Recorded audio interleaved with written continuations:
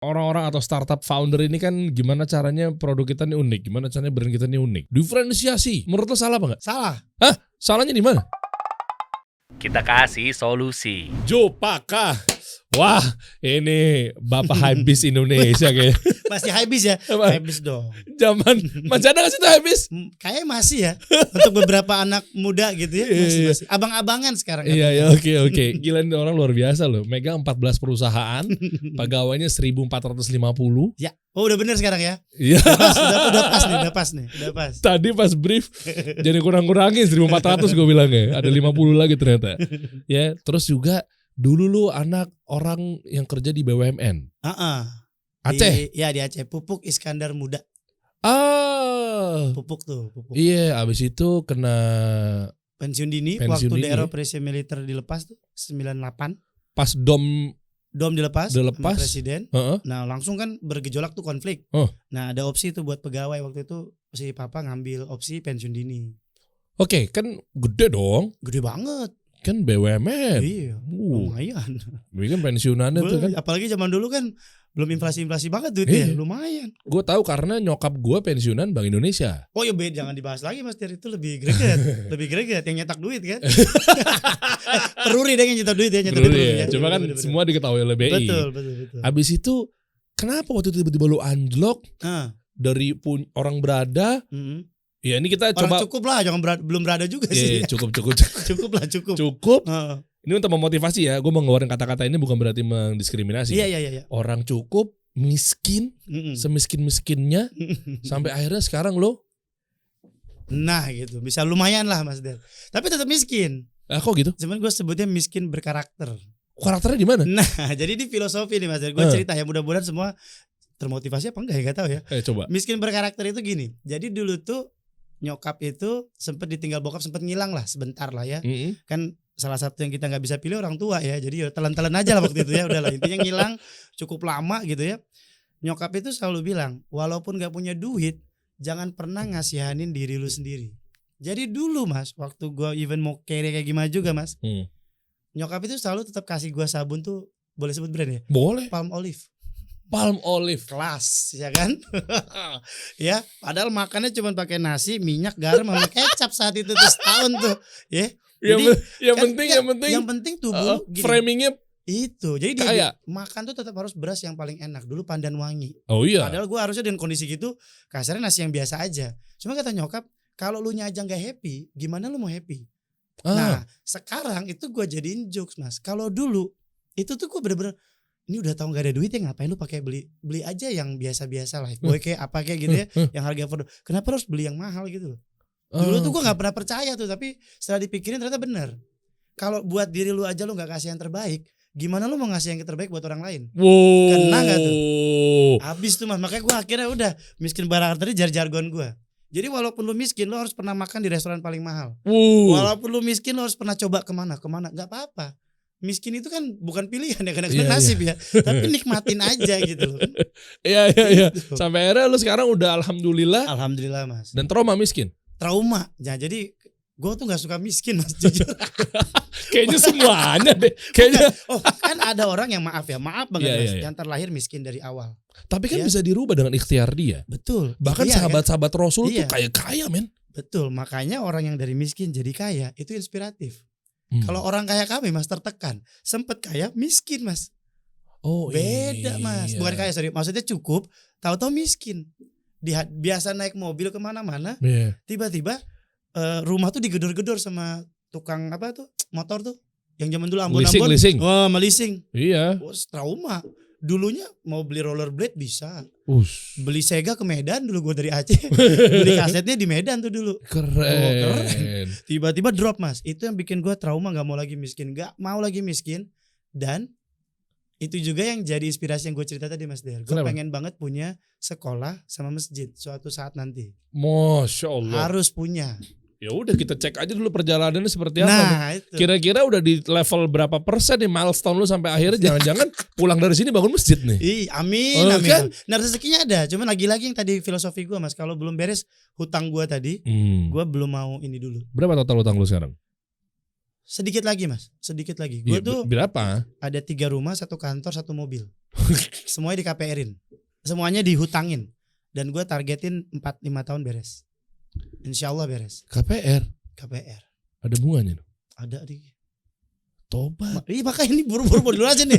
Makanya buru-buru. Pokoknya yang paling pertama diberesin yang rumah dulu deh. Iya. Harus nih. Ini maksudnya di sini gue malah memotivasi ya. Iya bener. Setuju. Tadi gue kita ngobrol di makanya. kita ngobrol di offer. Kita udah insya Allah nggak ada no offense ya. Iya. Jadi dia cerita banyak mengenai. Oh ya gue baru tahu nih. Memang pada saat itu kan mungkin dimaafkan karena lu nggak tahu kan. Iya. Nah makanya gue bilang sama lu, oh bro, jangan-jangan ada ribanya, ada bunganya. Poin 2 tadi ya. Iya. Yang gue nggak tahu nih. Iya. Kan gue hanya ngobrol. berpatokan pada poin 1 yang kayaknya orang awam kayak gue semuanya ke poin 1 dulu ya. Itu. Iya. Segera kita selesaikan mas. Iya. Siapa yang suruh dulu gak punya rumah ya? Berapa sih kurang? Berapa totalnya? Apa total ini? Wah, ini seneng nih. Ini baru kasih solusi nih Mas Der. Seneng nih gua. Nggak, gue mau ganti kebetulan. Begitu diganti lo ada brand yang bisa udah jelek nih. Wah, ada nanti 996 ya brand gua. Masuk. Ini kayak kurang branding, nanti kita masukin beberapa lah ya.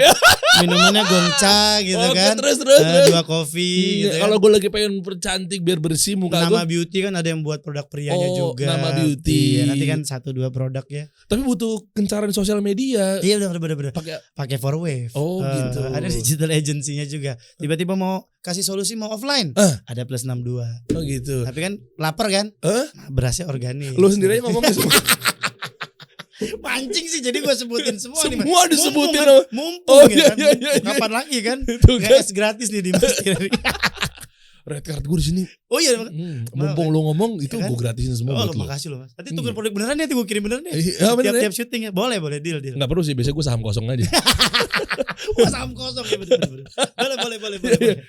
Coba lihat ya. Nanti kita bahas satu persatu ya. Siap. Ternyata dia temen gue Tara Budiman kan. Ya.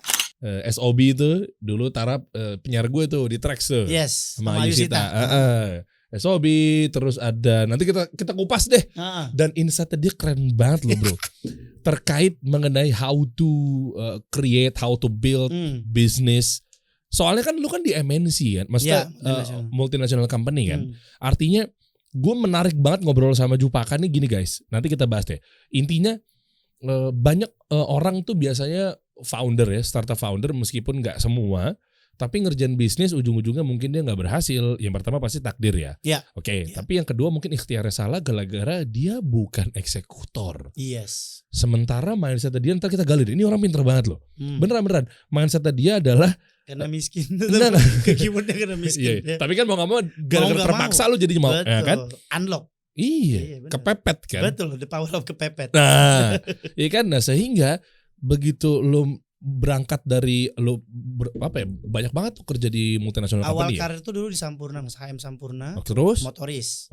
Itu motoris. Nanti kita bahas ya. Terus apa lagi? Terus panjang tuh. tuh. Pindah ke Nutrifood, pindah ke L'Oreal Indonesia, sempat hilaf ke Multi Bintang, habis itu ke Santori Garuda Beverage, habis itu ke Amerta Indah Otsuka, Pocari Sweat. Oke. Habis itu baru endingnya di Sada by Cathy Sharon, sekarang partneran sama Luna Maya. Di Nama Beauty. Pantesan lu udah tahu operation lumayan. Iya kan? Iya, pokoknya tim jualan deh. Iya. Merubah sesuatu jadi uang lah pokoknya. Tuh. Targetnya begitu. Tadi yang gue bilang tuh ternyata karena lu pengalamannya di professional career, banyak yang rata-rata dari situ tuh ngepecahkan masalah tuh cepet banget. Lumayan. Kita bahas ya. Boleh. Nanti ya. Kita absen dulu, ada SOB, Nama Beauty, Kick Avenue, Plus 62, Sirtanio tuh beras ya. Ya. Gongcha, 2 Coffee, sama Wempi. Sama Wempi, betul. Sama Aldi sama Wempi. Iya temen gue tuh Wempi sama 4Wave. Satu kajian ya. Satu kajian. Gitu. Padahal saya tim Bintaro juga loh, tapi saya gak diajak Wempi. Kenapa Wempi begitu ya? Mulai bahas Wempi ya nih gitu. mulai disingkirin ya atau gimana sih? Oh iya lu Bintaro ya? Diplomat sukses. Oke. Ya. Jupaka, dari awal gimana bro? Kok bisa-bisanya perjalanan hidup lu gue mau tahu banget kan sampai akhirnya lu miskin semiskin-miskinnya. Iya. Pindah-pindah kantor. Bahkan lu pindah kantor aja gara-gara kutu loncatnya tuh gara-gara kenaikan gaji. Sedikit aja senggol saya pasti pindah. Saya tidak pernah loyal sama perusahaan. Kenapa? Tapi saya loyal sama teman-temannya. Karena buat saya mas ada gini. Ini yang banyak pegawai nggak sadar. Jadi jangan merasa terlalu sayang juga. Kenapa? Kita tuh bisa sekali digantikan orang loh Mas Der. Oh iya. Segampang itu Mas Der. Segampang itu seorang pegawai digantikan lagi dengan lain. Kenapa? Kebutuhan orang yang cari kerja lebih banyak dari ketersediaan pekerjaan yang ada. Supply demand ujung-ujungnya. Oh iya mas, lebih banyak yang supply daripada yang demand mas. Loh, tapi kan kalau lo jenjang karirnya bagus apa segala macam, kan potensi digantinya kan kecil. Itulah istriku yang sangat loyal terhadap perusahaan. Oh. Jadi ada 2 tipe. Hmm. Nah aku ngambil jalur pintas yang beresiko. Jadi kan ada risk taker, ada risk averse kan kalau di bisnis kan. Ya. Nah karyawan yang kayak istriku itu risk averse. Dia fokusnya berkarir. Berkarir itu mas piramida mas. Di level bawah cepet mas naiknya. Dari level staff, dari level supervisor ke junior manager, coba udah mulai ke ini kepala divisi, cobain. Udah mulai struggling. Mau jadi CEO, bismillah deh mas. Hah? Sekarang lu kalau di perusahaan mas Der, pasti yang level-level C atau yang bos-bos itu tiba-tiba dari luar, nggak pernah dari dalam loh. Miris ya. Tahu-tahu diundang, ini adalah lulusan dari 13 tahun berkarir di sini. Cobain yang dari bawah. Udah berdarah-darah, ya lembur iya, ya apa iya, enggak juga. Bukan gue juga lagi yang dipilih gitu ya. Iya. Bener piramida itu ya. The ugly truth about business MNC. Makin di MNC rata-rata begitu. Oh pasti mas. Coba tiba-tiba CEO-nya cabut nih, tiba-tiba ya. Semua orang udah berharap dong yang di bawah ya, yang selevel kepala divisi atau kepala udah, wah ini saatnya naik nih ya. Tak tiba-tiba datang tuh. Dia pakai external consultant gitu ya. Ya dari McKinsey lagi. Ya, McKinsey lagi. Gaji harus minimal berapa puluh kali gaji baru bisa membayar McKinsey-nya tuh. Iya. Komisinya kan? Iya. Habis itu muncul puluhan tahun berkarir di sini. Kagak tahu culture, kagak tahu apa, set langsung kerja. Tapi fakta. Oh iya memang gue tahu faktual. Makanya jadi mau gimana? Ya kan? Akhirnya yang waktu itu saya ambil adalah jadi keyword saya tetap mas karena miskin, butuh duit dan saya dapat kesempatan itu yang mungkin beberapa orang gak dapat. Jadi gue juga kadang-kadang gak apply. Oke. Kadang-kadang gak apply, tapi orang approach. Hai, gue lagi ada pekerjaan di sini, lu mau coba nggak? Coba. Tapi gue tuh selalu nyoba. Orangnya tuh kayak easy going aja. Lu mau coba nggak? Coba. Karena begitu. Apa? Karena kalau duit lagi ujung-ujungnya. Iya, karena kalau gue pindah gue dapet gaji. Udah gitu aja sih mas. Berarti gaji gue naik. Berarti taraf hidup gue bertambah. Oke, Itu lalu aja. begitu apa tadi? Begitu gaji gue naik, taraf hidup gue kan bertambah. Oh iya. Gue tuh target harus punya rumah mas. Zaman di Bandung itu pindah-pindah terus, capek ngontrak. Oh. Gak ada rumah, suruh siapa miskin. Enggak maksud gue. Ngontrak itu awal di tempat kak adeknya papa. Namanya kita dipinjemin adik nggak bayar lagi gitu ya. Ya lama-lama kan keusir alasannya mau direnovasi. Set 2 bulan ada yang ngisi. Renovasi tercepat nih saya lihat-lihat ya. Tapi kan nggak apa-apa kan. Makanya salah satu mimpiku punya aset rumah saat itu dan baru terwujud usia 32 maaf. Oke, bro mundur dikit. Kan lu kan apa ya? Anak dari pensiunan orang kaya. Nggak kaya mas. Iya oke lah cukup lah. Ya alhamdulillah masya Allah gitu ya. Pokoknya bener-bener oke deh. Ini kita ambil pelajaran di sini guys, ambil ibrohnya. Lalu kan udah punya duit pensiunan. Ya ini kita startin nih obrolan ini. Kan lu apain tuh mau diputar ke bisnis sebelum lu ngantor kan ini kan? Iya. Sebelum lu ngantor. Si papa itu kan gue masih sih? SMP kelas 3 gue pindah nih. Si papa tuh diajakin partnernya main kayu. Oke. Zaman dulu pokoknya kayu tuh lagi tren banget deh. Bolak-balik Kalimantan gitu kan. Awal mobilnya apa set ujung-ujung HP jadi Timor nih mobil gue. Dari yang gede gitu kan. Terus dari rumah tiba-tiba salaman sama adiknya papa gitu. Ternyata udah dijual gitu kan. Jadi itu juga salah satu inspirasi gue Mas Der untuk gue harus jadi pebisnis yang tidak licik kayak nipuin bokap gue dulu. Itu mimpi gue kenapa gue masuknya ke statistik ekonomi di Unpar. Oh jadi si penipu yang kayu ini itu ternyata punya nipu kan? Iya maksudnya bual awal-awal wah pokoknya ya. transfer aja dulu nanti kita kasih pejabat jahat banget mas. Bisnis itu kan seharusnya menyenangkan kan. Nah itu jadi gue punya mimpi harus punya bisnis yang ngasih berkah. Boro-boro begitu. Jadi ya itulah kenapa akhirnya ada beberapa perusahaan yang itu juga salah satu filosofinya sih. Kenapa akhirnya gue memilih itu dan statistik ekonomi mas. Bayangin gue tuh orang yang tidak pernah ranking di kelas. Tiba-tiba bahas statistik coba kebayang gak lo? Waduh. Nah itu gak bisa gue. Cuman gue lulus aja dengan beasiswa 4 biji tuh. Salah satu yang terbanyak dulu di Unpar. Wih, keren. Tapi gue tuh bukan yang orang berprestasi mas. Jadi gue cuma mau ngasih tahu nih di luar sana. Jangan di-push kalau emang lu belajar. Jadi gue tuh buku tuh gue cuma hafalin mas. Jadi gue berulang kali gue baca doang.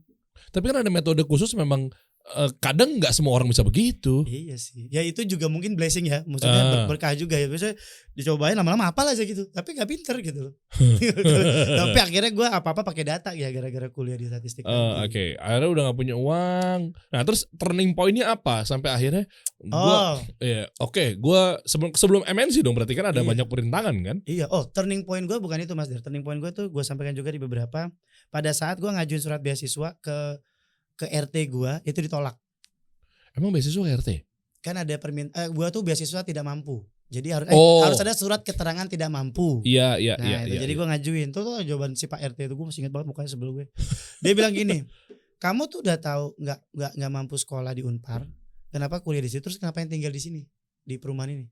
Wow. Itu pas keluar Mas drama tuh hujan. Tuh gue nangis tuh. Untuk pertama kalinya gue nangis tapi dendam. Saat itu ya. Okay. Itu gue sedendam itu Mas Der. Gue benci banget sama itu orang. Maksud gue lu tidak dalam posisi harus judging dong. Yeah. Ini orang minta surat keterangan tidak mampu, tahu jelas gue ngontrak. Ya udah jelas gak mampu dong. Kalau gue punya rumah minta surat keterangan tidak mampu, salah nih. Dia malah dengan enteng ngomong gitu, ngapain ngontrak daerah sini? Ya, benar juga. Tapi emang apa sih? Habis itu gue juga keluar sih tahun kemudian karena emang mahal sih di situ. Mungkin tadi nyokap gue masih miskin berkarakter tadi ya. Tetap pengen yang rumah proper gitu loh. Tapi ya akhirnya itu turning point gue di situ Mas. Jujur aja turning point gue di situ. Kena tuh mental lo. Kena Mas. Di situ gue bener-bener itu gue belajar banget. Itu aja udah belajar banget ya. IP tetap 2,9 loh. Karena IP gue semester 1 semester 2 0,7 sama 1,2. Bukan gara-gara bodoh nih Mas, maaf nih. 0, iya, karena enggak ikutan UTS. Nah, jadi dapat nilai C apa B praktika komputer yang enggak ada UTS-nya. Jadi gue lagi santai kuliah tahu-tahu dipanggil Muhammad Cupaka. Wah, panggil dia sama dosen gitu kan. Kamu belum bayar jadi belum bisa UTS. Asem saya bilang udah keluar deh. Baru di situ saya tahu orang tua saya udah bangkrut. Udah gak ada duit. Oke. Kalau tahu gitu ngomong gitu loh. Jadi saya juga nggak sok-sokan pilih Unpar kan nggak tahu diri juga ya. Saat itu kan berpikir ada rezeki kan, makanya masuk Unpar. Akhirnya ya itulah turning pointku di situ Mas Der. Akhirnya masuk ke Sampurna di awal karir sebagai kanvaser motoris. Itu tuh step paling awal. Keliling lu tiap hari. Insya Allah keliling tiap Pake hari. motor kan? Harus datang jam 6 karena aku jauh kan rumahnya. Rumah di Sari Asi dekat Pasteur. Harus jalan ke Soekarno Hatta naik motor. Iya motoris tuh lu ke berapa ini? 40 titik sehari. Berapa titik? 40 titik. Tapi tenang, gue dapat bekal yang sangat legendary, tau gak sih? Apa sih? Nasi, sambal sama nugget yang jadi kotak kalau udah siang tuh, udah ketat tuh. Sama nasi sama minyak goreng mami mie goreng. Mie goreng. Nah itu. Jadi dia yang keras banget tuh. Keras banget. Wah. Jadi kalau agak itu tapi lagi nikmat tuh mie goreng itu wanginya. Itu wanginya. malah gue keagamaan gue tinggi banget Mas zaman di Sampurna. Kenapa? Karena makan siangnya di masjid. Tempat paling enak itu di masjid dulu. Tidur, angin sepoi-sepoi. Malah keislaman gue tuh insya Allah waktu di Sampurna tuh kuat banget. Tapi ke masjid makan doang gak sholat kan? Sholat. Oh sholat. Sholat. Karena kirain. Kalau lagi capek nih, ke masjid dulu deh. Sekalian sholat, sekalian.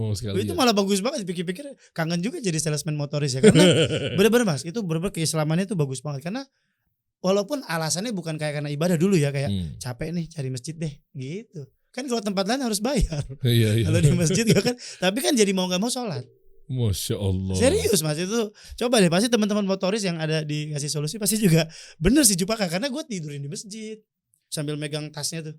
Ya. Karena ada uang cash kan. Iya. Ada yang bayar cash kan. Jadi gue pegang ini tidur. Berapa lama? Setahun setengah. Setahun gue naik jadi supervisor. Habis itu pindah ke Nutrifood ke Jakarta. Maaf ya, ini mau tahu di tahun berapa tuh motoris? Lulus tuh 2009, di 2009 2010. Berapa penghasilan gajinya pada saat itu? Kalau lo boleh cerita. Gede Mas. Emang di gede? zaman itu ya. Gede. 3 juta. Gede loh. 3 juta tuh di zaman itu gede. Karena aku miskin. Oh iya. Jadi gede loh. Karena kan selama ini yang kerja selama ini kakakku. Waktu aku belum lulus, kakak tuh SPG. Makanya kalau ada yang dulu stigma negatif SPG itu kerja malam itu nggak bener, tuh kalau bisa gue tampol tuh. Kenapa? Karena gue saksinya. Kenapa sih? Dia tuh SPG rokok, selalu diidentikan dengan sesuatu yang sangat negatif. Selalu di tempat malam kan? Oh, cewek pakai baju. Iya, baju seksi gitu. Itu Mas, anak-anak itu SPG itu Mas. Setiap jam 2 malam itu ada adik-adiknya termasuk gue yang pakai jaket nungguin kakaknya beres. Jadi pulang naik motor. Yang biayain gue sekolah kakak gue. Dari gaji SPG. Hidup dia gak ada happy-happy padahal duit dia dulu gede banget di zamannya. Mungkin 5-6 juta dulu. Kenapa gak happy? Kan bayarin gua sama Dirga sama adek gua. Harusnya dia bisa menikmati hidup. Makanya sekarang gua gantian mau apa gua kasih dah. Bodo amat. Perusahaan? Apa? Perusahaan lu kasih Dia dulu di GoTo. Oh, oke. Jadi dia juga karir. Cuma maksudnya dia mau apa juga gue kasih sih, bodo amat deh. Akhirnya lu pindah tuh, lu supervisor abis itu cabut. Pindah ke Nutrifood. Gara-gara ada yang lebih gede dong. Pasti.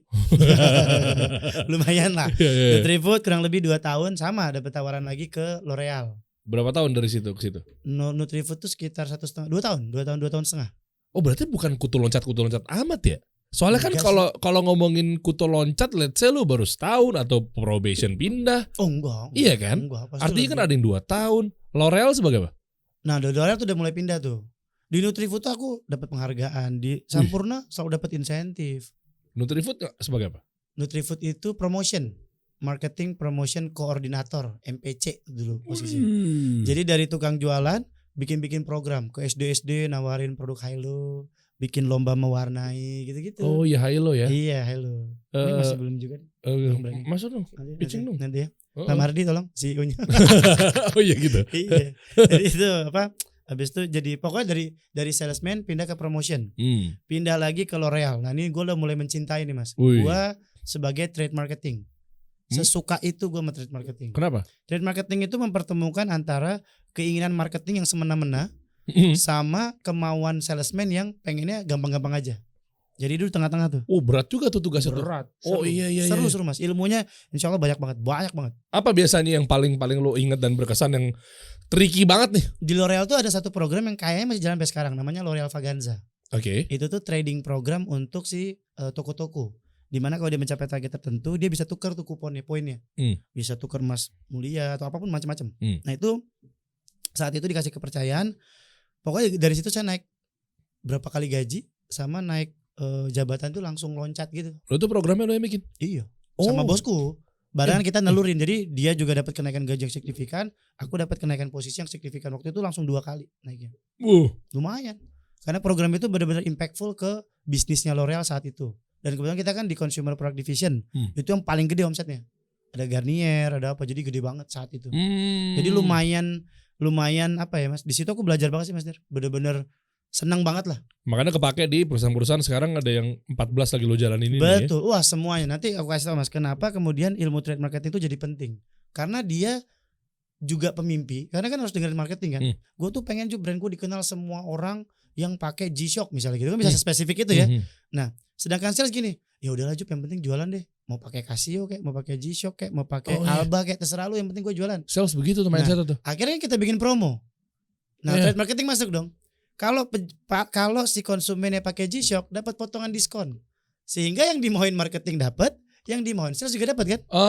Jadi sales tetap jualan biasa aja. Kayak cross selling gitu. Iya, jadi gue bikin ide kan si salesman nggak mau ribet-ribet. Ya, si marketing pengen yang G-Shock spesifik nih. Ya gue ganti, kasih promo dalamnya. Kalau pakai G-Shock dapat tambahan promo.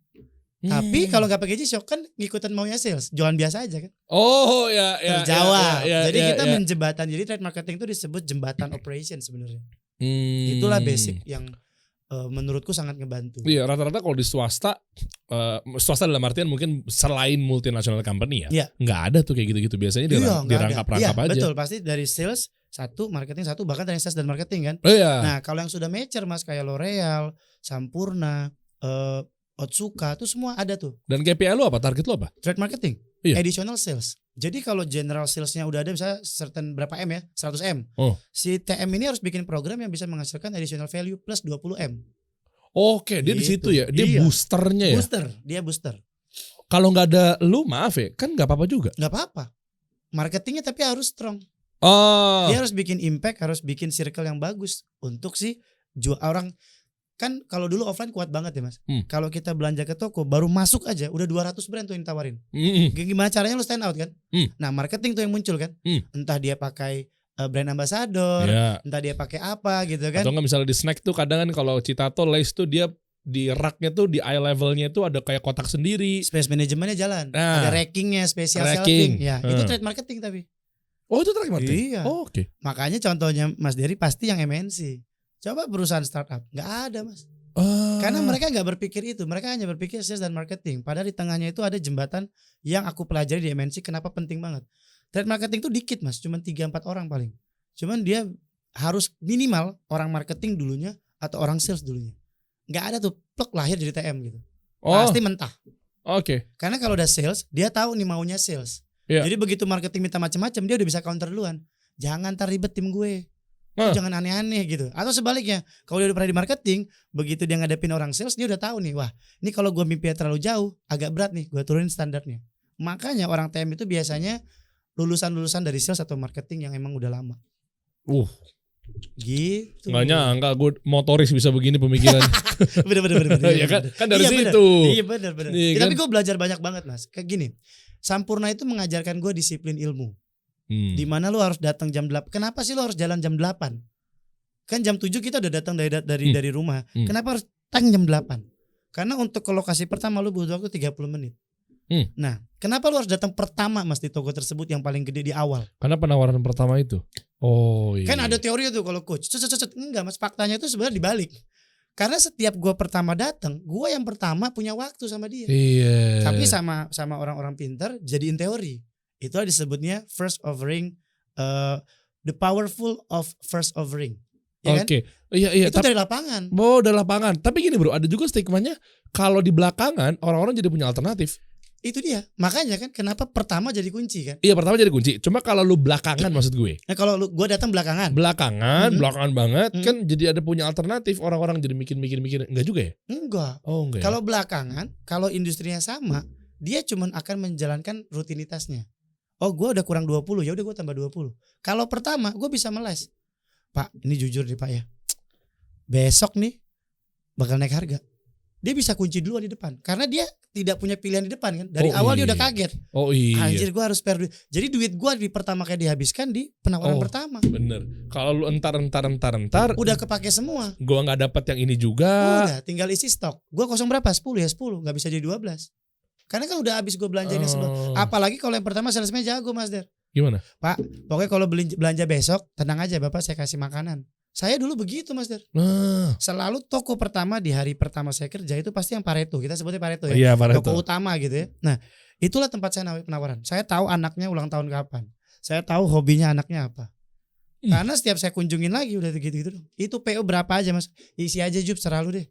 Kadang-kadang kita ada SKU yang dulu Marlboro Full Menthol. Itu susu saya itu lakunya di Bandung.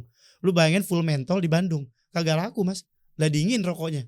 Gimana mau jual kan? Tempatnya dingin lagi. Iya, akhirnya gue masukinnya satu-satu tuh tiap PO. Satu slop, pajang doang. Oke. Ini kita bisa berpelajaran ya teman-teman ya. Artinya buat lo yang nggak perokok juga ini bisa digunakan dengan ke produk lain. Iya, bisa. Nah, jadinya ini pelajaran banget loh tentang hal-hal trik buat salesman, apa segala macam. Makanya kan di hadis juga ada bilang kan, bangunnya tuh paling pagi gitu. Kenapa subuh tuh dimulai, habis itu lu ngaji bentar langsung kerja.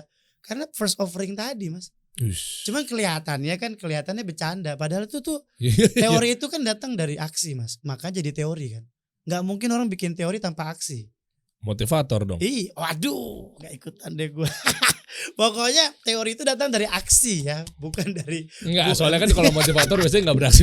Ya kan kayak, ayo kamu bisa dan yakin diri kamu berhasil. Tapi ya caranya Mas, bangun pagi dulu toh, ikut. Iya, bener kan? Percaya bahwa semua itu sudah jalannya. Gimana caranya jalan kalau lu harus jalan jam 10? Iya, betul. Iya kan? Betul. Segala satu bisa dicapai dengan yakinnya gimana? Kita tuh kadang-kadang kami di dunia pegawai itu kalau denger begitu-gitu pengen ketawa gitu loh Mas. Diundang nih sama kantor motivator kan. Ingat kalian hari ini ibu kalian sudah bangun masak. Ya memang harus masak terus ngapain? Apalagi sekarang ada GoFood, motivator udah gak berguna. Job GoFood udah datang nih kayak bekal gitu kan. Ini curiga dia edit nih gue nanti enggak. Di sini justru gue enggak edit.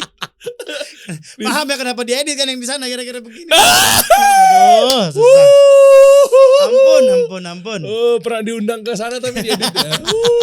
Di sini mah enggak. Karena kan ya kan kita enggak nyebut nama. Enggak nyebut. Kita nyebut nama. Enggak. Ya kan? Jadi kan maksud gue kenapa gue enggak tahu kalau lu ya, gue against sama motivator karena ya Ya udahlah panjang lah. Gue sempat bahas kok sama Coach Rene di video-video sebelumnya, lo tontonin aja lah. Artinya gini, nggak semuanya mungkin buruk ya. Iya. Ya, tapi mungkin dia memotivasi dengan kalau tahu beserta how to-nya, kalau dia menjelaskan beserta secara aplikatif ya mungkin mau ngomong gue aja. Ini jadi bahas motivator. Inisialnya mana emang? Oke. Fokus. Gak ikutan. Nanti kena edit gue. Fokus. Ya. Nah, setelah itu baru lu kemana setelah dari L'Oreal? Dari L'Oreal kan pindah ke Multibintang. Kenapa lu ke situ? Jujur mas, tawarannya tidak bisa dilupakan, itu gede banget. Kayaknya naik 70% deh gue. Lu masa malu sama Wendy masih Cagur? Dunia banget loh itu, masih dunia banget gue. Lu masa lu kalah sama Wendy Cagur? Wendy Cagur dulu sebelum podcast gue pakai visual, gue dulu podcastnya audio lah. Iya. Ya Spotify gitu kan, yang kayak gitu modelannya. Gue telepon dia tuh, konsepnya teleponan dulu podcastnya. Wendy lu gimana? Udah ceritain karirnya dia apa segala macam. Dia nolak brand minuman. Gitu. Kata tunggu, dia nolak usia berapa? Siapa tahu gue masih bisa counter gitu loh. Siapa tahu gue masih bisa counter. Hah? Usia berapa dia nolak? Nggak tahu ya, nggak tahu gue. Soalnya gue begitu disadarkan udah gak lagi gitu kan. Ya gue takut anak gue nggak berkah gitu kan. Betul. Cuma waktu itu emang ini kita ambil pelajaran ya. Iya. Ini buat teman-teman yang biar lo nggak melakukan hal yang sama gitu. Biar lo nggak asal comot-comot aja. Betul. Memang gede tawaran nih. Gede banget mas. Gede. Wah ini kita coba telusurin ya. Tanpa nyebutin brandnya nantinya. Kenapa dia bisa nawarin gede? Karena nggak ada orang yang mau lagi kerja di situ. Saat itu trade marketing itu kan memang salah satu spek yang cukup unik, nggak banyak yang punya. Nah, gua memang di L'Oreal termasuk punya well known reputation lah mas. Jadi program gua itu cukup dikenal. Gua taruh di LinkedIn lah ceritanya ngupdate, di approach. Itu juga kenapa jadi gede banget karena gua nolak 2 kali. Saat itu gue ngerasa nggak terlalu worth itu, gue baru merit baru awal merit tuh.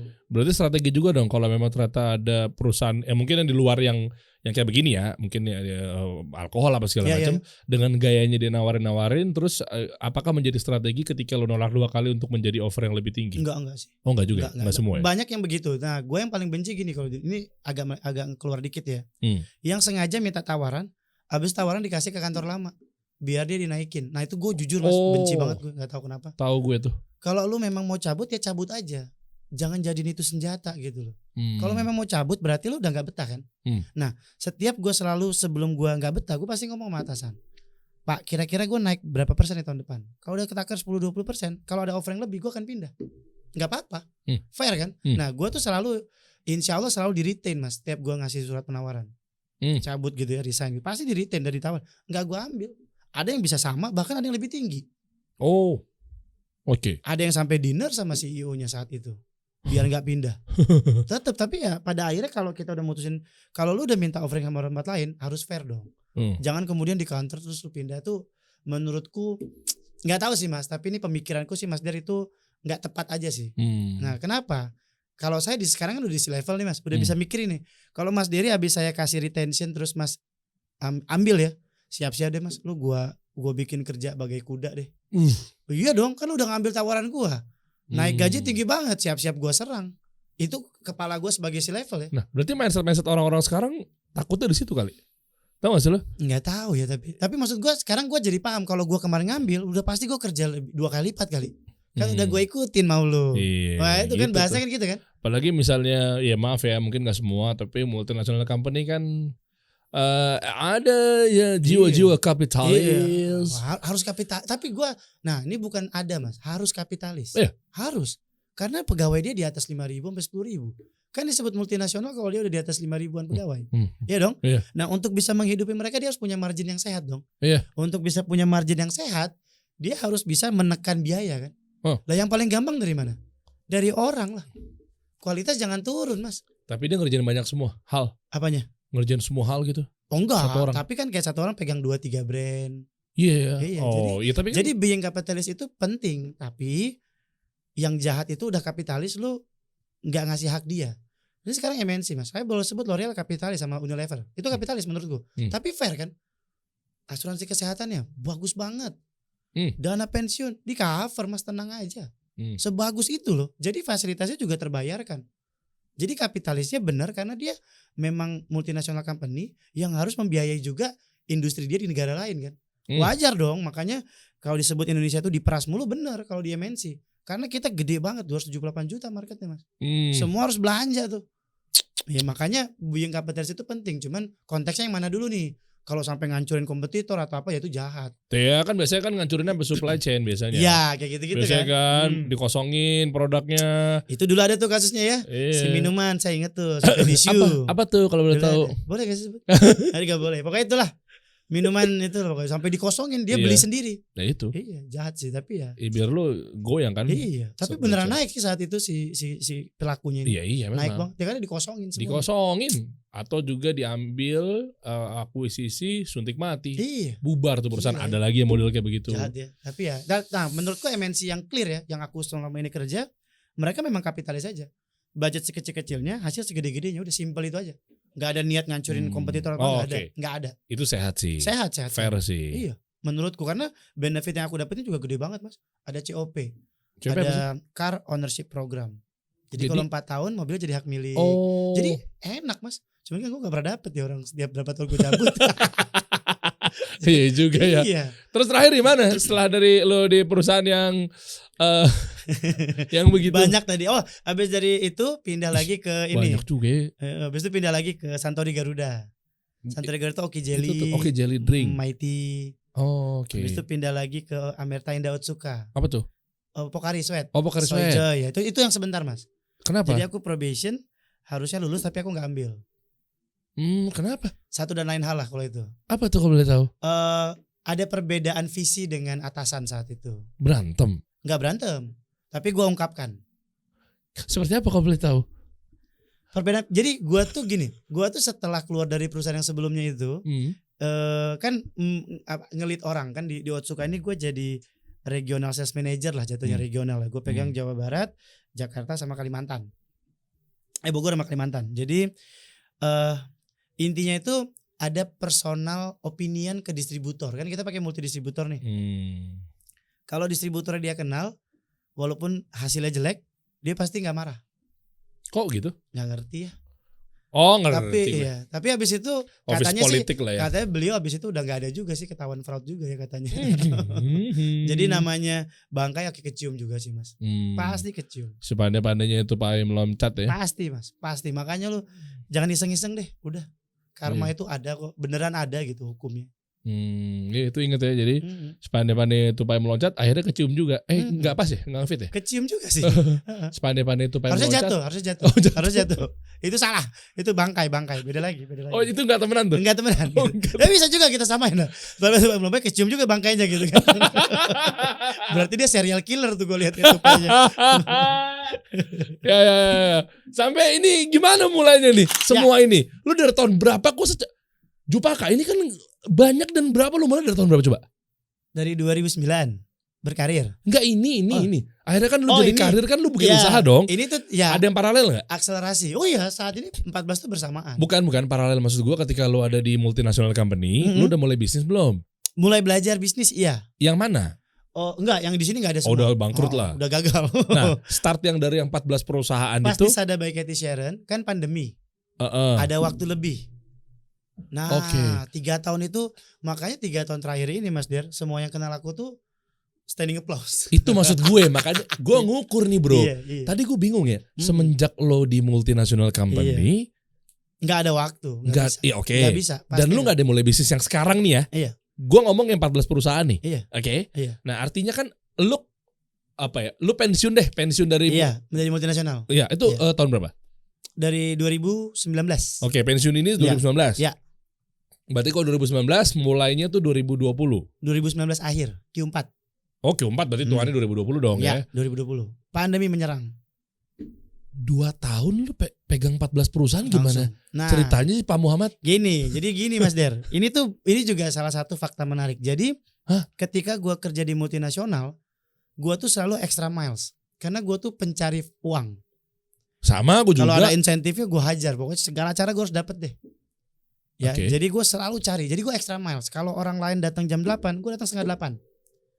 Setengah jam gue pakai buat ngobrol sama atasan atau beda divisi. Itu cari muka tuh? Enggak, ngobrol aja. Ngobrol apaan? Nggak ada, ngobrol aja Mas. Bener-bener ngobrol santai, nonton bola gitu-gitu aja. Oke. Gue jadi bisa ngobrol sama supply chain, bisa ngobrol sama procurement, suka-suka aja. Oke. Sambil ngerokok bisa dulu ya. Oh sekarang udah enggak ya? Alhamdulillah. Masih relix, berkurang tapi udah berkurang. Alhamdulillah. Insyaallah ya. Jembatan hijrah. Amin. Doakan saya ya biar kayak sahabat saya Angga ya. Dia kan hijrah tuh kan. Oh iya. Iya. Saya pengen banget dia bentar-bentar Jup pas udah azan tuh Jup, salat Jup gitu kan. Iya. Enak tuh. Kan pernah kesini deh. Iya makanya pas aku lihat di sini juga waktu itu. Iya, si Angga. Terus Habis itu pokoknya setelah pindah dari MNC, ternyata satu ilmunya Mas dari yang gue dapat. MNC itu serumit itu Mas. kenapa rumitnya gimana? Serumit itu menghabiskan energi gue untuk apapun. Makanya susah banget pegawai bisa jadi pebisnis Mas. Tapi kan sebanding sama ilmu yang lu dapat. Sama ilmu. Tapi kalau kemudian lu gak punya waktu mau diapain ilmunya? Cuman jadi karir doang. Makanya lu pensiun Makanya dini. pas gue pindah ke startup yang Sisada by Katy Sharon sama Ibu Katy waktu itu, dia karena pandemi juga gue jadi punya kesempatan kiri kanan ngerjain yang lain. Dan waktu gue ke Sisada by Katy Sharon itu Mas jujur ya, dari 9 jam gue kerja paling cuma 2 jam yang gue kerjain soal Sisadanya. Oh, karena udah tahu caranya.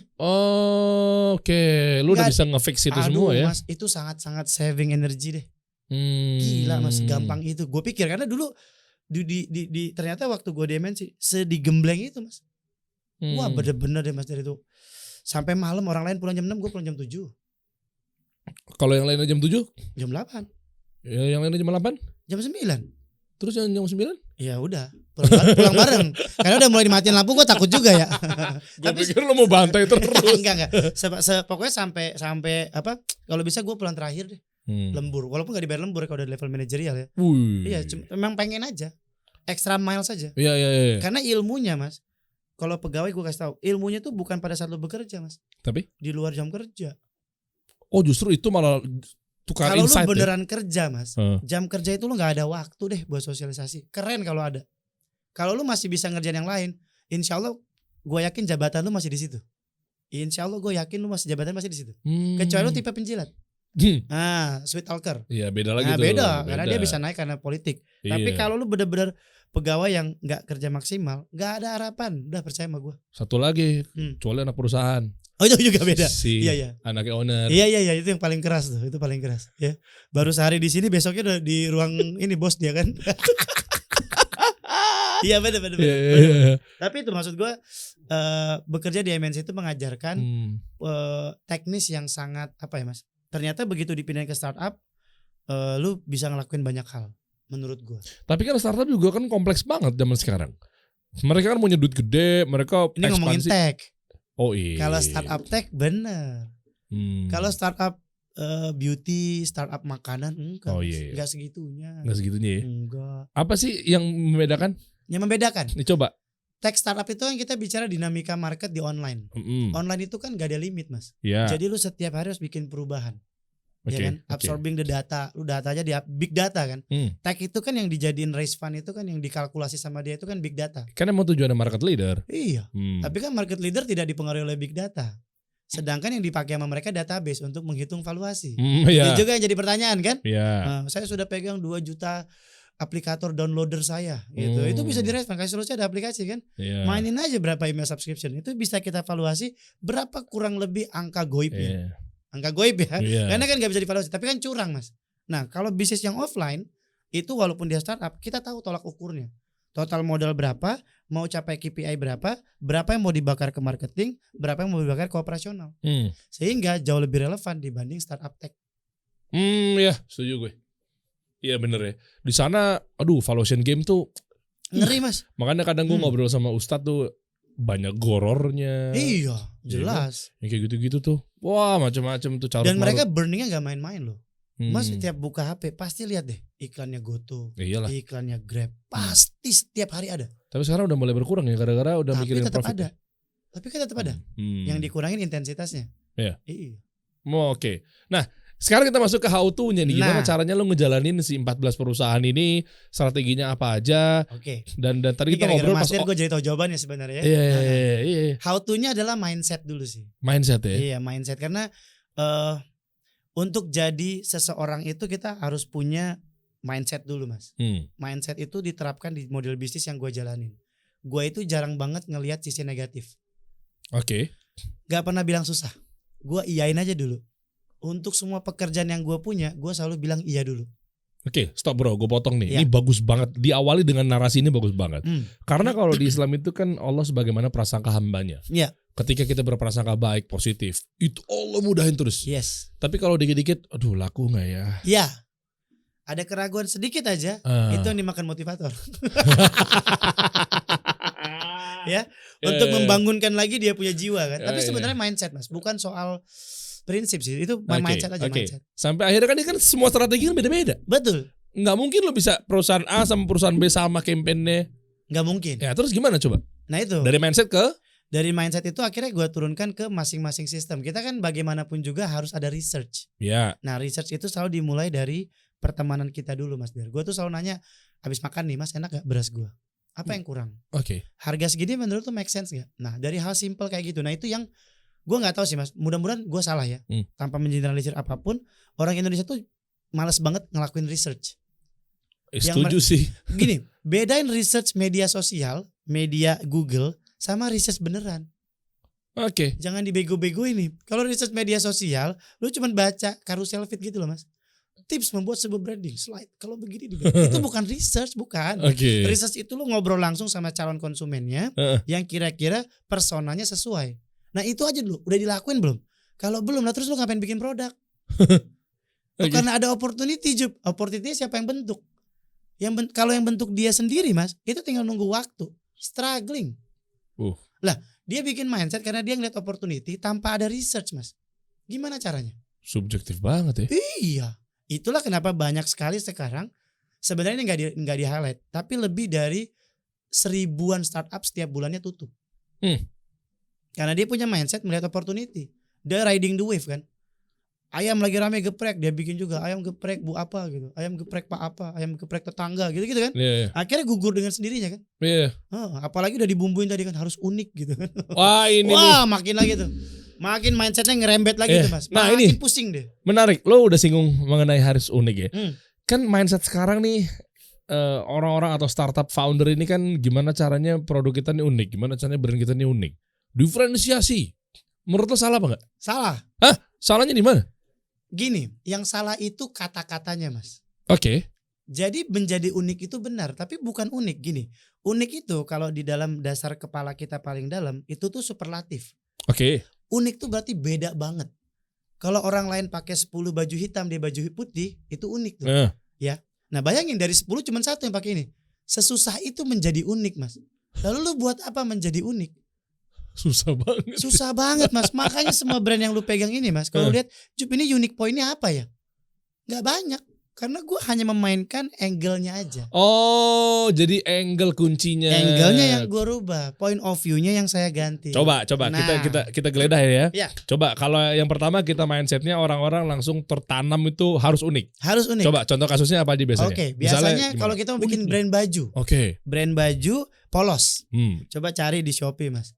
Baju polos, insya Allah keluar 2.000-3.000 item, ya kan? Kemudian muncullah si motivator keren ini. Oke. Membuat brand itu harus unik, kata dia. Okay. Apa yang membedain brand lu sama yang lain? Gara-gara itu si pengusaha ini bingung, apa ya bikin unik ya? Apa bahannya totol-totol gitu ya? Atau harganya jadi murah? Akhirnya mereka perang harga. Karena udah habis, karena mencari uniknya bingung. Padahal macam-macam angle yang bisa diambil. Kalau kita kasih value sama si unik tadi, kasih value sama si produk tadi tanpa menjadi unik, boleh loh. Caranya? Gini, misalnya ya, kaos polos ini dibuat oleh 10 pengrajin dari 10 pengrajin yang beda-beda kota. Oh. Value-nya itu yang diangkat. Oh iya, added value. Itu bahasanya. Saya nggak ngerti teorinya. Ada. Atau yang kedua, baju polos ini kalau dipakai bikin kita lupa sama mantan. Oh. Jadi jangan capek-capek bikin yang unik banget sampai akhirnya nggak bikin apa-apa, Mas. Oke, coba gue simpulin ya, diskusi ya. Artinya gara-gara si founder ini sibuk ngurusin unik-uniknya aja. Cari yang uniknya sehingga tumblernya diunikin gimana ya? Nah, sibuk ngurusin begitu. Bikin unik nih. Udah bikin sesuatu, Mas. Lu tau gak? Kalau udah bikin sesuatu, molding lagi, bayar lagi loh. Capek kan? Iya gak? Iya. Bedanya lagi kalau pakai ini lu di-subscribe sama Derry. Oh, udah unik ya. Ya, kasih edit value aja, Mas. Jadi jangan terlalu berkutat dengan sesuatu yang superlatif. Iya.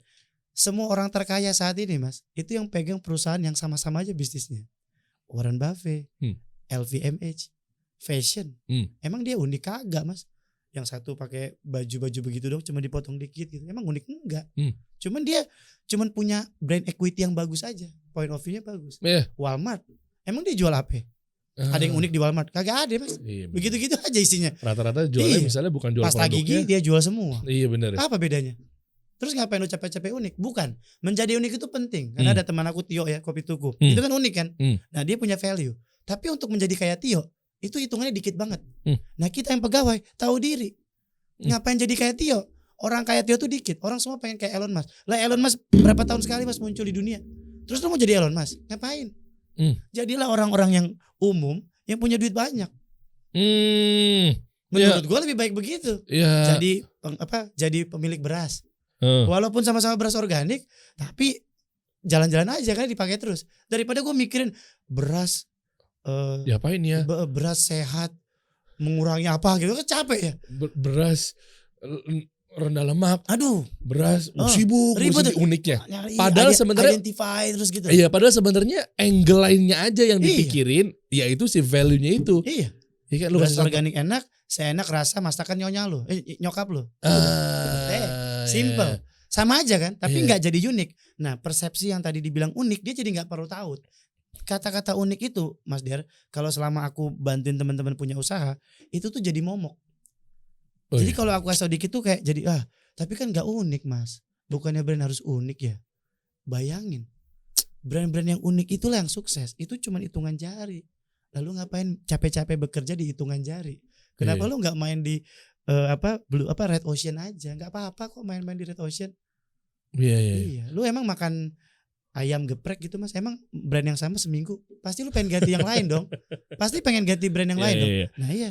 Tapi emang sepakat sih ya kalau di teori di branding ya. Maksudnya kalau gue dari orang brand nih, itu bagian dari brand positioning ya. Iya. Artinya brand positioning itu adalah rumusnya ketika lu keluar dari kategori kayak tumbler, topi, baju itu kategori, semua juga kayak gitu.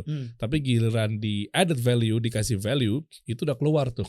Contoh misalnya sama-sama permen misalnya. Oke, tapi isinya permen semua. Terus gimana caranya? Disibukin kan? Apa permennya bentuknya begini kali ya? Nah, itu kan kalau mindsetnya unik ya kan? Iya. Sementara giliran kita ke value, otomatis unik. Iya. Yes. Kebayang gak maksud gue? Ya kan? Betul. Kayak istilahnya begitu permen ini ditambahin permen ini dikasih kopi aja yang gak bikin ngantuk kali. Jadilah kopiku. Iya. Jadi unik kan? Jadi unik kan? Iya. Tapi kalau dari awal lu harus cari uniknya, stres tuh Mas. Stres, bener. Itu. Permennya diapain ya? Iya. Packagingnya diginiin kali ya? Nah, duit lagi. Setiap lu makin aneh Mas, makin ada cost yang keluar. Iya. Itu kalau kita bicara efisiensi ya. Iya. Jadi stop mikirin uniknya, carilah diferensiasinya aja. Dan angle-nya banyak banget Mas. Boleh dari bentuk, boleh dari komunikasi, boleh dari rasa, boleh dari cerita, boleh dari warna. Warna ini tuh ngingetin kita kalau tumbler putih ini ingetin jiwa kita yang putih gitu ya, polos. Jadi nanti fitsnya semuanya putih. Karena kita pengen ngasih tau cleannya gitu. Malah jadi gampang turunin ya. Iya, nanti tiba-tiba jadi unik. Oh itu tuh yang fitsnya putih semua ya. Lah unik sendiri kan. Biarin aja market yang nentuin uniknya kalian. Jangan brand ownernya yang nentuin uniknya. Capek. Tuh. Lu sih sering nonton Nama Gaul sama Motivator. Gak ikutan. Coba dong, bukain satu persatu dong. Coba dong. Waduh, iya bener. Coba dong bukain dong. Wah, SOB. SOB ini ada di atas bionya gua Mas Der. Kenapa? Nah, ini ada filosofi lagi. Ada dong. Semuanya selalu ada alasan kenapa gua taruh. Coba mundur lagi ke akun Jupakannya. Set. Kan di atas tuh ya. Nanti kita bukan satu-satu ya. Coba enter di capture aja di sini. Ya, jadi SOB nama beauty Kick Avenue. Coba lu turunin, katanya di sini ada filosofinya. Cara pengaturan di bio-nya itu sesuai dengan ada ceritanya. Urutannya. SOB ini yang membuat gua tetap waras. Kok bisa? Karena kan kalau gua di SOB ini konten. Bikin konten fashion, ngobrol sama Tara, sama Boim, ketawa-ketawa mulu. Jadi untuk gua tetap waras, dia gua taruh paling atas. Karena pada akhirnya hidup itu harus bikin bahagia. Itu dulu aja. Nah, karena kalau gua mikirin kerjaan stres nanti. Jadi gua taruh paling atas, gua punya komitmen untuk happy. Itu yang pertama. Yang kedua, tadi tahu kan Mas, saya kan adalah mata duitan kan? Nah, ini yang paling ngasih gaji kalau yang gede. Jadi gua taruh nomor 2. Nama ini beauty ini. My top priority in business adalah nama beauty. Oh, berarti Amaluna Maya berdua. Amaluna Maya, beliau CEO-nya, aku COO-nya. Oh, jadi gajinya paling gede di sini. Paling gede Mas. Ini paling bisa kasih berkah buat orang rumah nih. Oh. Paling gede. Berapa kalau boleh tahu? Ini oke lah, lumayan. Lumayan banget. Yang pasti ini tuh bisa mengcover beberapa orang rumah lah. Istriku tuh gini. Hah? Istriku itu Mas sekarang 1 lawan 1 ya Mas. Dari ini fakta menarik juga. Istriku tuh dari dulu gaji selalu lebih gede dari aku. Oke. Selalu lebih gede. Nah, kali ini dia kalah. Tapi kalau keroyokan, kalau 1 lawan 1 tetap masih gede istri Mas. Oh iya. Wah, masih gede dia. Beli di perusahaan apa? Wings. Oh. Di mie sedap. Megang mie sedap. Pak Anton. Di atasnya, ya itu. Persis. Oh. Nah, jadi Dulu saya sama mie sedap jalan bareng tuh. Oh. Tanya sama dia sama MRA tuh sama Trax FM. masih kan sekarang kan heavy banget ya mie sedap. Wih. Itu masih. Jadi kalau gaji satuan masih gede istriku. Apakah saya minder? Tidak. Terima kasih jadi dia yang kerja. Gitu kan enggak. Tapi maksud aku itu enggak, tapi itu malah memotivasi karena dulu perjanjiannya kalau saya gaji lebih gede dia boleh resign. Itu permainan kita dulu tuh.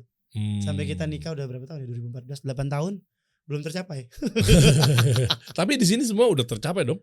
Kalau digabung nggak boleh, harus satu perusahaan. Oh. Gitu.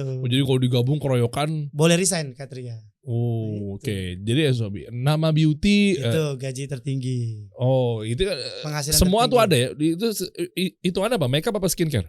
Dua-dua. Dia ada dekoratif, ada skincare, ada personal care. Oke, coba deh. Lo describe-nya dengan berdasarkan strategi marketing untuk berbisnis. Kayak nama beauty gimana? Main cepat aja. Oke. Gini. Dimulai dari filosofi tadi ya. Iya, Sekarang nama langsung beauty mindset berarti. ya. Nama beauty ini ketika datang dia tuh lagi mau rebranding.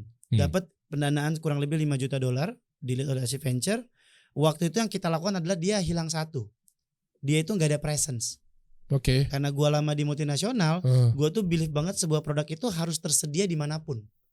Makanya strategi pertama yang kami terapkan adalah nama beauty harus tersedia di semua titik. Paling nggak satu kota satu produk. Oh, oke. Distribution channel berarti ya. Distribution game. Pokoknya distribution game. Sampai akhirnya kita dari ratusan juta per bulan, sekarang kita udah tumbuh 12 kali lipat. Wow. Dalam kurang lebih 14 bulan. 13 bulan. Oke. Desember. Kunci yang gue pegang berarti pendistribusian ya. Presence. Jangan distribusi. Oh, Distribusi presence nanti lo jatuhnya pengen kemana-mana nih, buka sebanyak-banyak. Enggak Mas. Itu tuh yang paling penting tuh ada kehadiran si brandnya di situ. Sehingga kalau gue lagi di Jakarta, gue tahu mau kemana. Kalau distribusi di kepala distribusi Mas, nanti tuh lu pengen sebanyak-banyaknya. Jakarta berapa? Enggak harus. Oh, ini presence. berarti ini strategi yang dimenangkan oleh Mayora ketika ngesikat Sosro. Persis. Iya kan, si teh pucuk harumnya. Yes. Tahu gak yang dia incer pertama siapa? Siapa? Mas-mas yang di depan lampu merah. Lu Lu kan bayangin dia pakai itu sebagai tawaran lem mineral sama teh pucuk harum di depan. Dan itu Mas dulu dia kasih gratis. 2 karton minimal gratis. Oh bener deh. Itu kalau jadi, beli 1 karton dapat kaos. Iya. Menyentuh hati. Keren. Sekarang nomor 1 bertahun-tahun gak goyang-goyang. Ngeri ya. Iya. Gitu. Dapat. Oke. Presence tuh. Presence emang ya. Next berarti Kick Avenue. Nah, Kick Avenue kenapa ini, lu taruh nomor 3? Itu karena inilah asal mula gue konsultasi. Oh, lu jadi dia brand pertama consultant kali ya? ngajakin. Iya, jadi dia dari marketplace online. Waktu itu butuh strategi lah awal-awal. Ya udah deh, akhirnya dia panggil, "Job, lu mau bantuin gua enggak?" gitu. Udah akhirnya bantuin. Ya udah ngerjain ini nih Mas.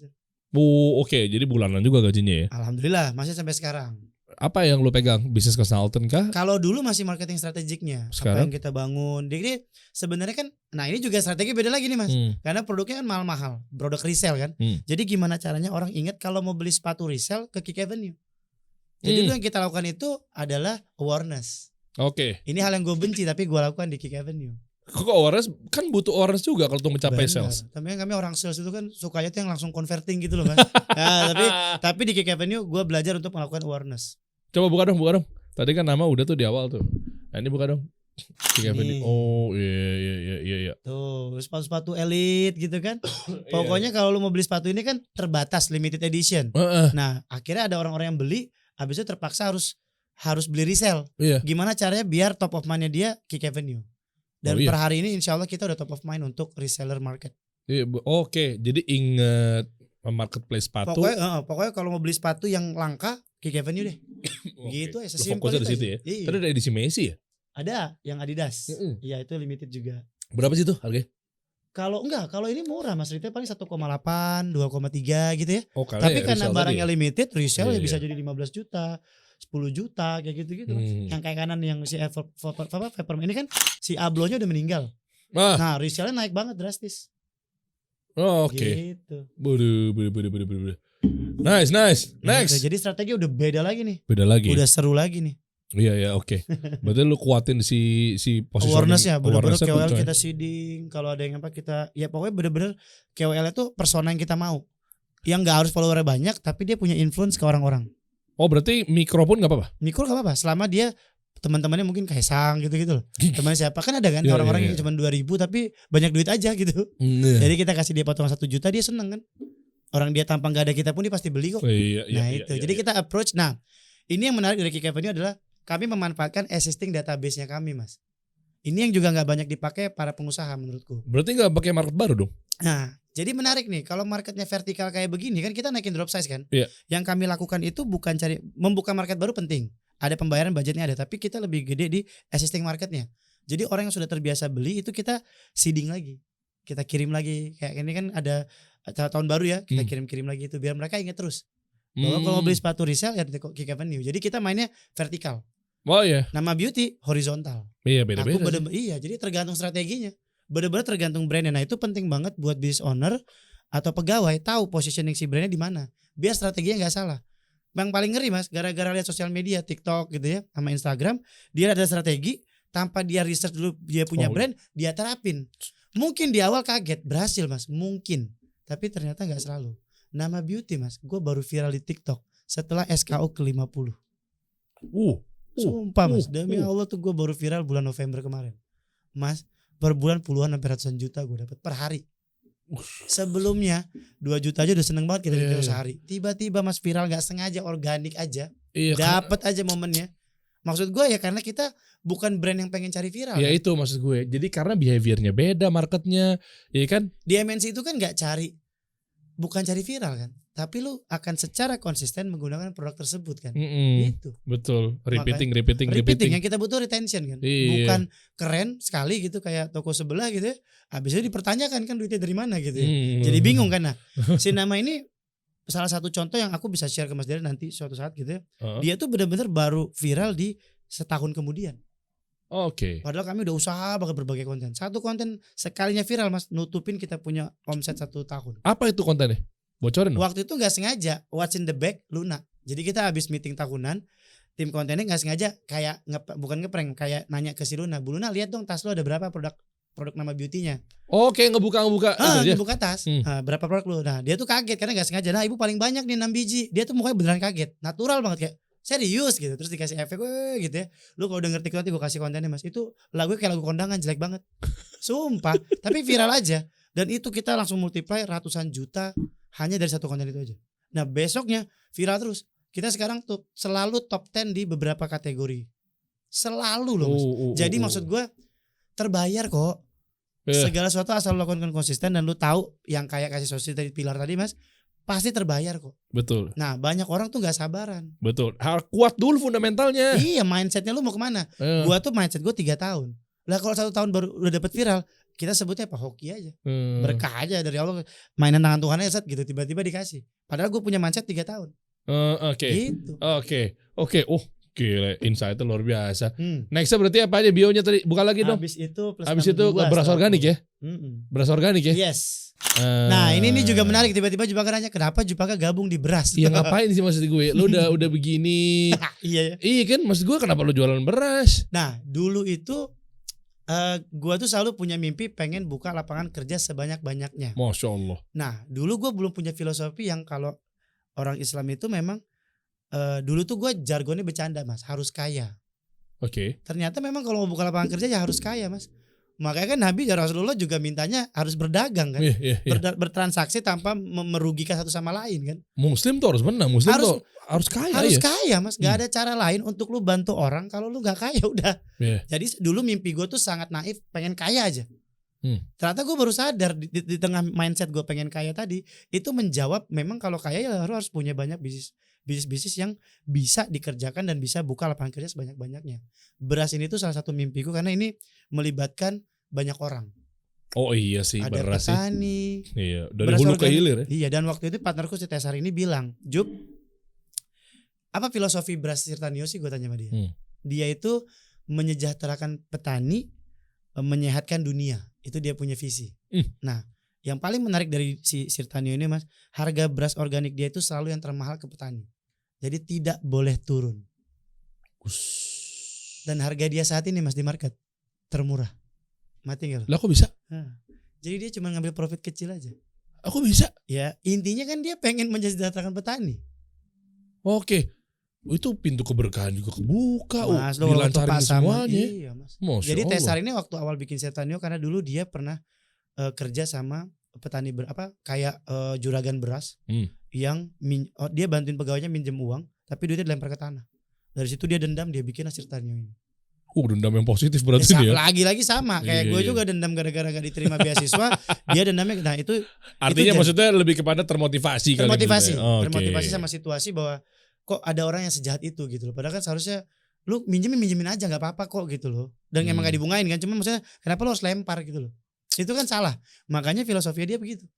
Ini termurah loh Mas. Nah akhirnya saya masuk, kita mau bikin brand Sirtanio. Ini kan namanya Sebelang Banyuwangi nih yang sekarang.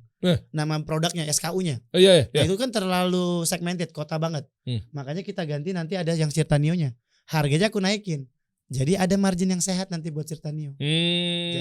Jadi kalau yang nggak mampu tapi tetap butuh beras organik merah gitu, ada saya bilang tenang aja. Tapi biar petani tadi sejahtera, kami juga bisa punya margin biar bisa lebih besar lagi skalabilitasnya. Ya kami bikin Sirtanio ini. Oke. Versi premiumnya. Iya. Udah beda lagi strateginya. Beda lah. Ngeri. Aduh. Nggak pecah pala Pak? Alhamdulillah pecah sebenarnya Pak. Setiap unit kan beda. Beda lagi strategi. Ada lagi coba kanannya apa lagi nih? Nah ini udah DSC. Nah ini kan terakhir ya? Iya di Paman Sukses nih. Ini bareng sama Pak Helmi Yahya ada ya? Iya sama Pak Helmi. Jadi dia coaching kan sebenarnya coaching. Iya. Pak Helmi itu disebutnya tuh kayak mentor akhirnya lah, juri akhir, dia stage levelnya. Jadi pada saat proses inkubasinya tuh coach-coach yang dipanggil. Nah ini aku udah tahun kedua nih kemarin. Barang baru beres sama seasonnya? Tio sama Tara Budiman sama Tasya yang pegang Rans Entertainment. Oke. Jadi kita nge-coach. Nah ini juga seru. Jadi di saat ini seru karena Tio itu valuable banget. Dia tuh bicara brand, bahwa sebuah brand tuh harus punya cerita, harus punya brand value, brand story, brand apa. Begitu ke gua kan, lu jualan aja dulu gitu loh.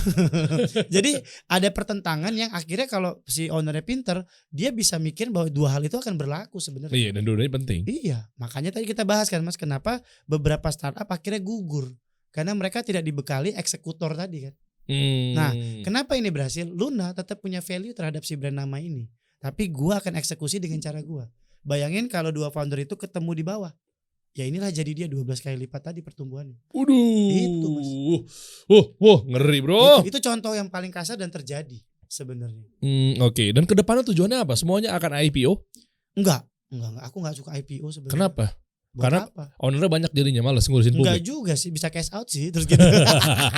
Cuman enggak sih. Intinya aku pengen punya sekolah, karena dari dulu gue bukan orang pinter, tapi ternyata dengan sekolah gue jadi bisa punya 1450 pegawai tadi sih Mas. Jadi gue percaya sekolah itu fondasi. Ini yang gue belum share sama lu Mas. Kenapa gue pengen bangun sekolah? Kalau masjid itu memang mimpi gue lah. Nama gue ada Muhammadnya gitu. Jadi beban moral juga untuk bisa kasih value gitu. Tapi kalau sekolah itu jangan coba-coba. Jadi sekolah yang gue bentuk itu nanti ada 2 sekolah Mas. Satu sekolah yang benar-benar gratis, tapi lu harus benar-benar pintar. Kalau lu kaya tapi lu pintar, gue kasih gratis nih. Gak apa-apa. Ya resiko kan siapa suruh pinter, nggak apa-apa. Yang kedua ini juga penting. Sekolah ini semahal-mahalnya sekolah. Jadi kalau anak lu mau pinter, gue masukin situ karena gurunya akan gue kasih gaji tertinggi di Indonesia. Gue akan assure lu gaji dia tertinggi. Nah, sekolah ini nanti yang bayarin si sekolah gratis tadi. Ngerti gue arsitekturnya. Artinya lu juga bisa menaikkan value dari guru yang selama ini kita lihat mungkin di bawah. Dan jaminan gurunya anaknya pasti pinter. Karena gue bayar tinggi. Lagi-lagi gue, nah ini kapitalisnya gue nih. Kan udah gue bayar mahal, masa lu gak bisa bikin anak orang pinter? Ayo dong. Fair dong. Fair kan? Nah sekarang kita masuk sekolah juga bisa jadi sebuah industri yang positif. Bukan cuma soal yayasan yang cari dana ya. Nah itu bisa jadi positif. Iya bener ya. Edukasi. Kadang gue juga gimana? Gue pernah share juga mengenai tulisan gue tuh di platform gue gitu ya, di Instagram gitu ya. Bilangnya misalnya gue bikin sekolah bisnis gimana gitu. Terus Anda udah skeptis ya. Mungkin mental-mental Anda yang mental-mental paling asik menjadi miskin ya terserah sih ya. Iya nggak apa-apa, Iya. nggak apa-apa. Tapi kadang suka ngeselinnya ya gue jawab. Dia jawabnya gini. Sekolah bisnis apa bisnis sekolah bang? Nah, tapi itu, nggak salah, Iya. iya kan? Tapi suatu sisi mindsetnya kalau lu berpikirnya. Gue coba angle yang gue ya. Iya. Iya kan. Ketika seperti itu biasanya kena harga yang mahal. Marah dia kan? Iya dong. Enggak, tapi kan dibalik. Pasti lu tanya, lu profiling aja yang jawab itu. Coba lihat IG-nya. Kalau nggak bentuknya lagi santai di sawah atau apa, taruhan sama gue. Iya benar. Nah, gue udah cek. Nah, gue di level sekarang mas, sekolah tuh bener-bener pondasi itu nggak bohong deh. Nggak usah aneh-aneh deh. Sekolah itu ngebangun sistem berpikir. Iya. Nggak harus pinter mas, tapi dia membangun sistem berpikir. Makanya suatu saat ya itu jadi kampus. Jadi lulusan dari situ nggak jadi kayak yang open minded juga ya mas, jadi kayak membebaskan dia mau apa enggak. Menurut gue tuh juga perlu sistem. Walaupun kita benci, kita tetap harus belajar. Iya benar. Ngerti gue maksud lo yang bilang open minded itu yang ini kan, yang katanya kan kita kan sekolah ini ternyata konspirasi selama ini. Iya, ya kan ada tuh kan yang tiba-tiba anak-anak muda sekarang berpikir lu tuh di diatur. pembodohan. Iya. Di set hidup lo. Emang hidup lu harus diatur. Kalau lu nggak diatur, nanti lu nggak punya value dalam hidup. Ngeri mas. Kenapa sholat 5 waktu tuh ada waktu-waktunya juga diatur? Gak bisa sembarangan. Gak bisa mas, enak aja. Ada waktunya persis kok. Iya. Jam waktu kita lapar makanya ada zuhur. Itu gue baca-baca belajar. Masih belajar dikit-dikit. Masih dikit-dikit. Gue pikir kenapa terjadi maghrib gitu kan. Apa tuh? Kalau maghrib, kalau yang gue baca dari beberapa hadis, sebenarnya itu waktu untuk lu berhenti bekerja juga sebenarnya. Biar lu bersama-sama bang. Itu kan transisi kan. Dari sore ke malam. Nah itu diingetin. Oke. Tapi kenapa setiap di mall atau setiap di masjid yang rame sholat maghribnya aja? Bener. Kenapa tuh ya? Karena kalau asar dan zuhur dia bisa kerjain di kantornya. Positive thinking. Gimana mas? Anda aman sekali jawabannya. Ya, bagus ya. Sangat diplomatis ya. Bener. Kalau maghrib di mall pasti rame banget. Rame banget. Tapi isanya tuh tapi bener loh mas, abis pandemi jujur mas, dari gue sangat seneng. Sekarang tuh orang jauh lebih aware. Kayak Jumatan tuh gue udah sekarang sampai tumpah-tumpah gitu. Tempatnya orang udah mulai ya gini, akan mungkin takut akan mati gitu ya, nggak apa-apa deh, minimal mulai dari situ dulu deh, daripada enggak ya, ya nggak sih?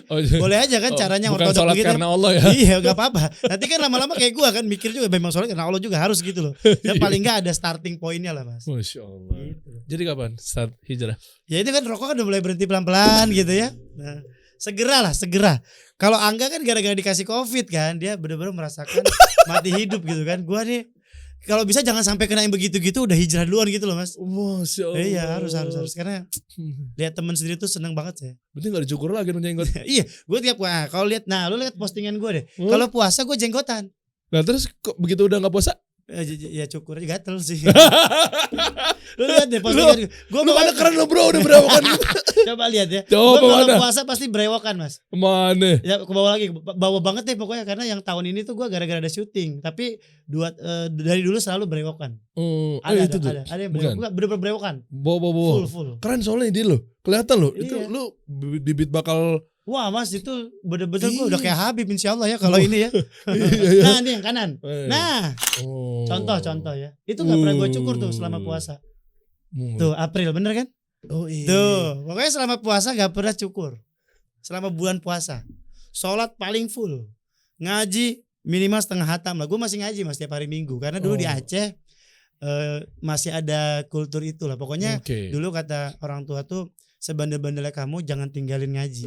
Nah sekarang aku ngaji udah mulai ke terjemahan dikit-dikit lah. Udah mulai mas, dikit-dikit. Pelan-pelan. Terus abis itu begitu udah gak puasa, sholatnya gak full? Bolong-bolong. Masih bolong-bolong jujur. Masih bolong-bolong. Suatu ya pasti akan sih, karena di kepala gue tuh udah yakin banget gitu. Tapi ada aja. Enggak itu excuse lah. Tapi tetap aja gue yakin bisa. Tanpa ada amit-amit hijrah begitu ya. Gue dapat momennya sendiri. Masya Allah. Ini kan udah mulai baca-baca terjemahan, sedih juga kalau baca cerita-ceritanya kan. Udah mulai. Dikit-dikit. Buat apa harta yang kita dapat selama ini? Itu dia. Oh perlu buat kerja, buat lapangan kerja. Jangan itu tetap harus. Lu gue mau jadi motivator nih. Lu jangan dipotong di tengah. Gue mau jadi motivator. Bayangkan Anda ketika mendapatkan harta yang bagus itu soalnya turun ya. Melimpah. Kenapa motivator harus begitu sih mas? Ya lu tanya aja sama dia. Ya. Tanya sama dia nih. Teman sukses. Ini harus dengan pendalaman dan intonasi gitu. Kenapa? Biar dapat ke hatinya. Iya, coba ya. Biasanya Mario Bros. Iya benar. Iya benar. Dia kan set kata per kata. Iya, emang begitu. Dari awal sampai akhir. Ini bentar lagi kita diserang motivator nih. Jadi kerjaan lu maksudnya. Tadi kita mau cerita tadi menginspirasi kenapa kita jadi begini ya.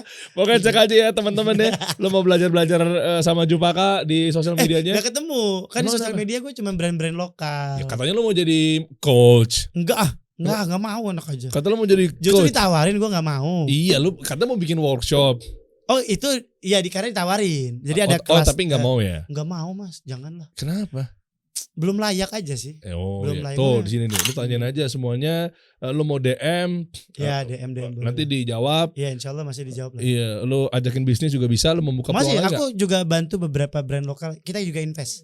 Aku dan partner tuh invest di beberapa brand. Oh iya? Ada mas. Oke ya tuh ngobrol-ngobrol. Ya mudah-mudahan lah. Ya mudah-mudahan dikasih solusi kan ada beberapa UMKM tuh. Boleh. Boleh banget. Oh kita juga lagi buka ada sih. pendanaan gede. Oh boleh. Bener. Iya. Kasih solusi. Nanti kita ngobrol ya. Ngobrol boleh. Berapa angka lu? Ada tenang. Gede. Untuk equity berapa? Nah tenang. Saya tidak egois, tenang. Oh iya? Enggak. 10-20? Kalau yang sama ini, aku boleh sebut nama gak sih boleh ya? Boleh. Kalau yang sama Grace Tire kita pengen majority. Kalau sama Grace Tire ini baru 2 yang kita akuisisi. Kalau satu lagi enggak, kita enggak ngomongin majority. Oke, coba bocoran nih, siapa tahu teman-teman ada yang nonton nih. Bisnis model seperti apa yang lagi lo incer? Enggak ada, yang bikin kami happy aja. Serius. Lah partnerku udah kaya banget mas. Insya Allah. Bukan. Yang Grace Tire jangan tanya lah. Itu mah bapaknya. Legend ya. Gitu udah legend lah gitu ya. Tapi yang satu lagi itu juga pebisnis. Oh. Dua-duanya tajir banget. Bisa mereka bikin proposal apa segala macam? Boleh. Nanti kalau perlu lewat kasih solusi aja. Nanti kita filter. Jadi kasih solusi kan akan ada kelas bisnis juga tuh. Iya. Ya mungkin starting dari pitching presentation dulu. Oke. Bagus nggak? Nanti lo kasih ke gue dari awal udah jelek decknya. Nah, nah jadi 2 orang ini kan punya duit dan punya pengalaman. Gue punya eksekusinya kan. Jadi biasanya gue yang bantu filter dulu. Coba ya, ini kita tampung ya. Nanti boleh. Aldan siapin link ya. Boleh. Google Form dulu. Ya. Google Form. Nanti lu ceritain aja nomor handphone nanti dibantu sama tim kita. Lu cek aja, klik link aja di deskripsi di bawah. Oke, itu ada Google Form, lu isi semuanya bisnis model lu seperti apa minimal. Boleh. Ya, meskipun lu baru kasih tahu, belum ada decknya gampang. Nanti kita coba telaah. Boleh. Dari luar aja nih kira-kira ini mengarahnya bisnis model seperti apa. Boleh. Nanti baru untuk lebih lanjut kita arrange.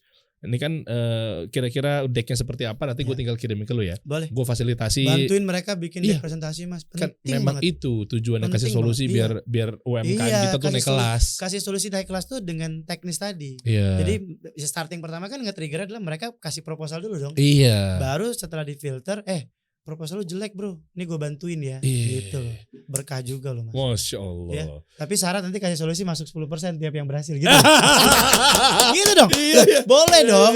Kan kita kasih solusi tapi juga ada boleh dong. Iya dong. Ya. Tulis di bawah ya. Ya. Boleh. Aku ikhlas. Siap, boleh. 2023. Wih. Boleh, ayo. Karena daripada gue capek-capek kan ngeblas udah aja tadi kasih solusi. Iya dong. Sama aja kan? Iya. Equity nanti tinggal nego aja sama founder sana. Kami kan punya sendiri. Iya kan? Dirimu langsung ke mereka. Iya, ntar gue kasih solusi. Ya, gue gak gede-gede lah kalau esop dulu ya. Iya, pokoknya gue sekitar 90% lah biasanya. Tapi seru loh. Kalau lihat brand itu karena banyak banget yang punya persona bagus loh mas. Sayang kalau nggak dibantu. Mantap, thank you bro ya. Udah mampir ya. Seru. Siap. Akhirnya saya di sini senang banget ya. Terima kasih loh mas Del. Siap, sama-sama bro. Ada mau tambahin? Cukup. Intinya kerja terus kita miskin jangan lupa. Dan juga jangan sampai trauma untuk miskin. Iya, kalau bisa lu punya trauma untuk miskin. Biar lu punya hit terus gitu. Masya Allah. Miskin berkarakter yang penting. Itu kuncinya. Makasih Pak Motivator. Thank you Pak Del. Jadi sukses semua buat saya. Kita kasih solusi.